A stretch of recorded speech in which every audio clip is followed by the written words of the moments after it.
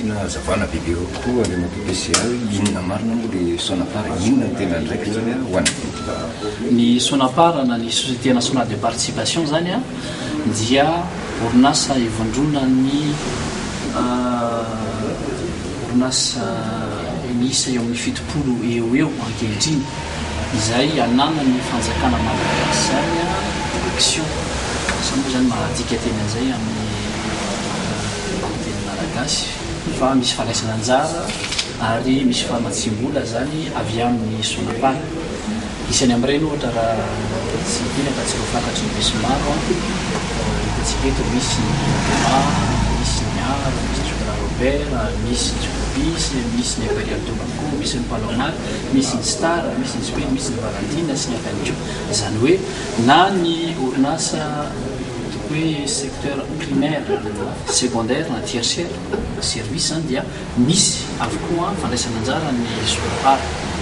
Ankehitriny ny sonapara dia misokatra amin'ny ireo zay porteur de projet satria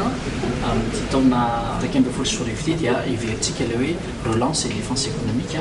anome tanana manokana ny sonapara mandro zay malagasy manana etaeta amin'ny famatsimbola matetika asa everiny fa amin'ny piroboroboana ny fiaikarena eto Madagasikara.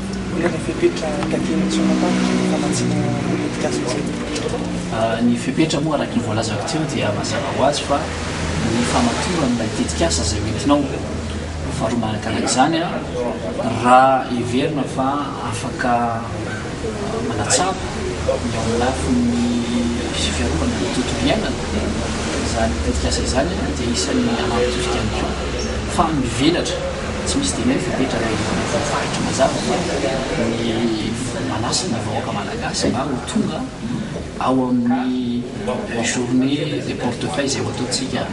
rampitso fa enina ambin'ny folo ny volana febroary zany ao amin'ny carleton etianosy mba ahita ny ambaindainy amin'izany fepetra zany izy koa moa rampitso moa zany fanasana ireo manakaja sy manakahifana minisitra eo amin'ny sivy eo no nasaina ary ireo lehibe mpitantana ny orinasa eo amin'ny fitopolo mahery na eotra amin'izay zay mivondrona ny sonapara dia tonga samy tondra ny votikevitra mba hitavana vahaolana mahomby sy maritra amin'ny fampandrosoana ny toekarena Madagasikara. Isany amin'ireny ohatra ho direntsika hoe inona moa no tena sakana ka mahatonga ny orinasa malagasy ho sahirana ankehitriny. Eo ohatra hitatsika ny importation massive des produits extérieurs venant de Chine. Tokony ametraka vetsika ny antsoina hoe barrière douanière, barrière financier, tarifaire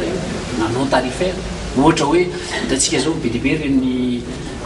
aliment avarié reny tonga eto toerana zay manimba ny tsena ary manimba ny mpanjifa ihany koa satria tsy manaraka ny fepetra sy ny ataoko hoe norme.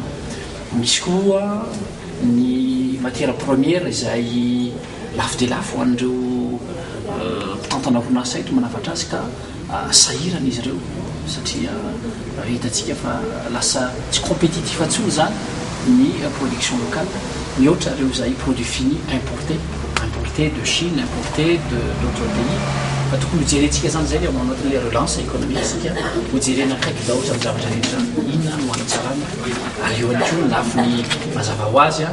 lafiny fitakiketra ny taxe zany mba hisy politique de taxation amazava tsara ihany koa zany tsy ho betsaka loatra fa amizana ny mpandraraha malagasy fa hojerentsika ividinina amin'ireo ray aman-dreny mpitondra fanjakana zany zavatra izy.